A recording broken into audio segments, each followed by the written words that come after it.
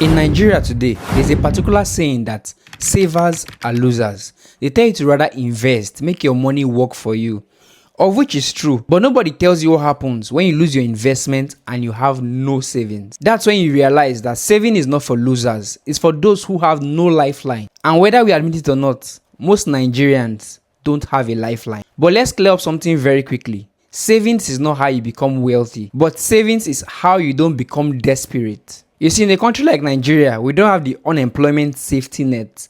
The government is not going to pay you unemployment allowance or something like that. Medical emergencies are out of pocket. And family support is unreliable because most people are also struggling. So let me ask you this question. If you lose your job today, who is going to take care of your bills for the next 3 to 6 months? Your house rent, groceries, feeding, light bill. If you fall sick or have medical emergency, who will pick up the medical bill? Before investment, every serious adult needs an emergency fund, and that is 3 to 6 months of your living expenses. It's not luxury, it's just pure survival. In the book, The Richest Man in Babylon, the first rule is pay yourself first. It wasn't about flexing, it was about security before ambition. The idea that savings is useless did not come from serious investors.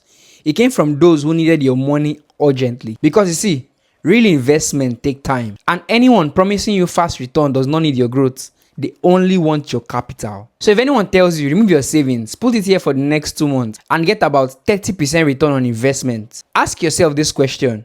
If that investment was that good, why did they need your money? Let me give you an example of this lady. Her name is Elion Eze. She's the managing director of the Velvet Box Farm. Now what she was doing was telling the general public that they're now open up for investment and partnership. The minimum she was asking for is 10 million naira. The promised ROI was about 15% every 3 months, which is about 60% per annum. Now, if you look very closely, there's nowhere in the world where you get 60% per annum, except you're in the board of the company or something. You can't just give them your money and you get 60% return on investment per annum. So that savings that you're eager to withdraw to go and put in some investment that you do not yet understand, keeping it is you saving yourself from bad decisions. Now, it's good to have investment, don't get me wrong, but at least have a base saving first, the emergency fund. Because when you have no savings and you lose that investment, every opportunity looks like a miracle. And for you, that's a trap. Ironically, savings is what allows you invest well. When you have savings, you don't panic. You don't even need to borrow to invest. And you don't rush into trends. There's a warning in the book, The Richest Man in Babylon. Never invest in what you don't understand, and never risk all you have. But you see, in a country like Nigeria, they believe all die na die, or if I perish,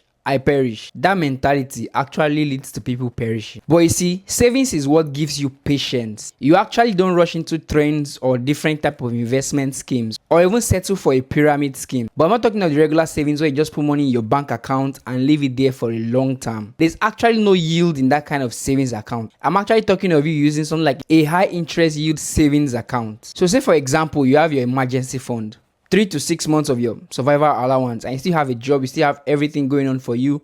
Put that money in a high interest yield savings account and let it grow between 14 to 17% yearly. Your emergency fund is not something you touch every time. So while it is growing there, it can grow for like 6 to 7 years. You just have it there just in case of emergencies. And when the rainy day finally comes, your savings will save you. Savings will make you rich overnight, but lack of a savings can destroy your life overnight. In a country like Nigeria, savings is not for losers. Savings is for survivors.